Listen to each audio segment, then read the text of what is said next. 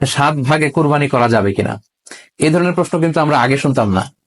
Recently কিছু কিছু স্কলারদের আলোচনা বা এতে করে লোকজন হয়তো বিভ্রান্তিতে ভোগেন কিংবা একটা ধোঁয়াশা তৈরি হয়, ফলে এই প্রশ্নটি করা হচ্ছে। আমরা আবহমান কাল থেকে আমাদের প্রিয় মাতৃভূমি বাংলাদেশে হয়তো ছাগল কুরবানি দিয়েছি অথবা গরু কুরবানি দিয়েছি সর্বোচ্চ 7 ভাগে।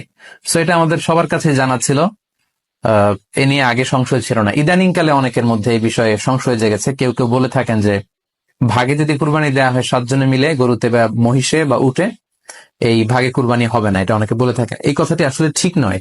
আপনি যদি ভাগে কুরবানি দিতে চান, এটি জায়েজ আছে, এবং একটি উটে বা মহিষে বা গরুতে আপনি সর্বোচ্চ 7টি ভাগে কুরবানি দিতে পারবেন ইনশাআল্লাহ।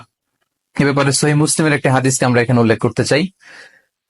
সাইয়েদনা জাবের রাদিয়াল্লাহু তাআলা আনহু থেকে বর্ণিত, তিনি বলেন, ক্বালা হাজাজনা মা রাসূলিল্লাহি সাল্লাল্লাহু আলাইহি ওয়াসাল্লাম, আমরা আল্লাহর রাসূল সাল্লাল্লাহু আলাইহি ওয়াসাল্লামের সাথে হজ করেছি, ফানাহারনাল বাঈরা আন সাবআ, সেখানে আমরা উট কুরবানি দিয়েছি 7 জনের পক্ষ থেকে, ওয়াল বাকারাতা আন সাবআ, আর আমরা সেখানে গরু কুরবানি দিয়েছি 7 জনের পক্ষ থেকে। খুব সুস্পষ্ট, একটি উটে ওনারা 7 জন অংশগ্রহণ করতেন, একটি গরুতে 7 জন অংশগ্রহণ করতেন।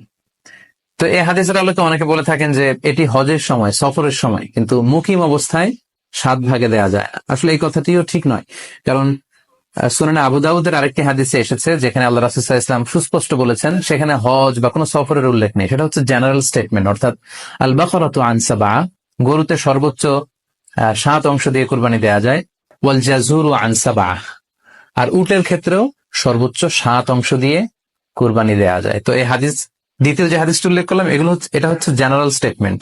সেখানে সফর মুকিম কোনো কথা বলা হয়নি। ইন জেনারেলি বলা হয়েছে যে উটে 7 ভাগ দেয়া যায়, গরুতে 7 ভাগ দেয়া যায়।